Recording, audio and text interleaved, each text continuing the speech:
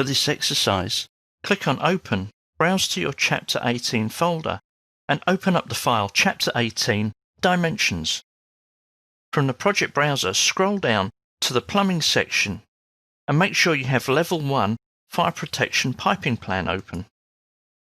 So before we start dimensioning, here's a couple of things. When you're dimensioning to objects, always try and dimension to objects that are in your file. So if we were going to dimension this sprinkler pipework, and we're going to dimension it against the architect's file, I'm not going to dimension between my sprinkler pipework and a wall. One of the reasons for this is that architects kind of like deleting things when all they need to do is change them. So I always dimension to my copy monitored grids, and I make sure that the architect's grids are turned off in the view. The main reason for this being, when the architect issues you a new file and you get the coordination review message come up, you can check that any changes he's made to the grids don't include deleting them, because as soon as a grid disappears, all your dimensions will go too. But you won't have that check if you do your dimension to a wall.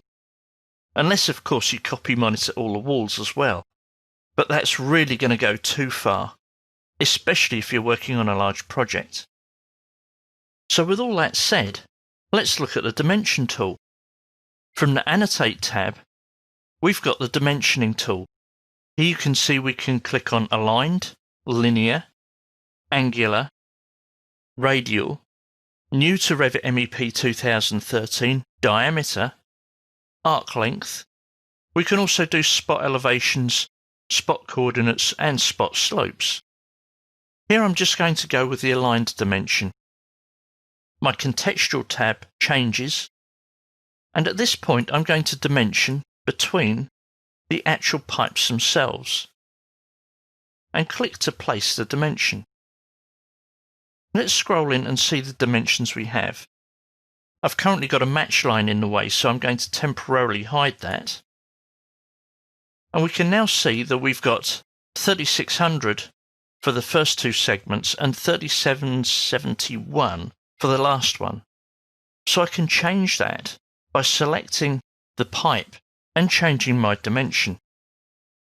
Notice how it pulls everything that's connected down with it. Now these dimensions are equal, and I could apply an equality dimension to them. This means that changes made to one will reflect in all of them. Now that these dimensions are spaced equally, I can select one of the pipes and do one of two things. I can either change the entire length and the dimensions stay equally spaced, or I can drag the grips for the temporary dimension and change one. So that's shown you how flexible the equal constraint is. If I delete this dimension, however, I'll get a message, and it tells me a dimension with a lock or an equal constraint is being deleted, but the elements will still be constrained. Push Unconstrain to remove the constraints, or OK to leave the elements constrained. Well, let's click on OK and see what happens.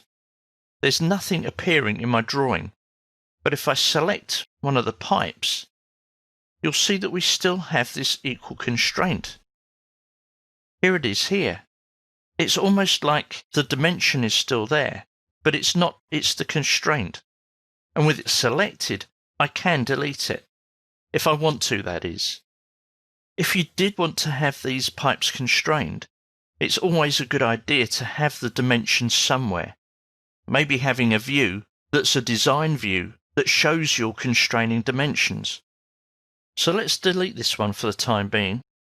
And I'm going to put another dimension in here between my grid line and one of the vertical pipes. If I select the vertical pipe and change my dimension, the whole pipe run moves, and selecting the dimension, I can pick on this padlock. The padlock means that these pipes can now not move. So Revit is trying to move the pipes, but it's telling me the constraints are not satisfied. I can either remove the constraints or click on Cancel. We get the same behaviour if I delete this dimension. We'll get the warning that can be ignored, with the lock constraint now being in place. This time I'll unconstrain it. We can see from here that the dimensioning tool is a very powerful one, as are the constraints, and the constraints should be used with a bit of care. Maybe you do want your pipe to always be 4 meters from the grid line, but the more constraints you put into your model, the harder it becomes, especially in the early stages, to move things. And this can lead to problems when you're trying to move a sprinkler on level 1 and a pipe on level 4 is preventing you from doing it. So only constrain the really important things, the things that cannot move.